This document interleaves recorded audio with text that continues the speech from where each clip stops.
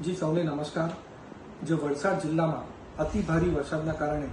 જે નીચાણવાળા વિસ્તારમાં પાણી ભરવાની ઘટનાઓ જે ચાલુ થયું છે અને જે સિલસિલો ચાલુ થયો છે એના માટે હું સતત અમારા વલસાડ જિલ્લાના કલેક્ટર અને પૂરા સરકારી તંત્ર સાથે સતત સંપર્કમાં છું અને અમારી એનડીઆરએફની ટીમ અને પૂરી સરકારી તંત્ર આવા નીચાણવાળા વિસ્તારમાં દરેક લોકોને સેફ સ્થળે ખસેડવાની કામગીરી પણ હાથ ધરી છે અને સાવચેતીના પગલા રૂપે વલસાડ જિલ્લાના કલેક્ટરે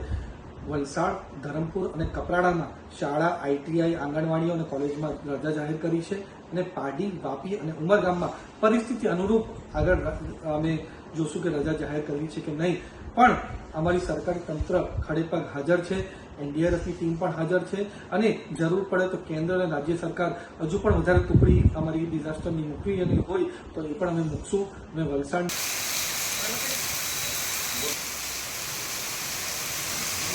Oh,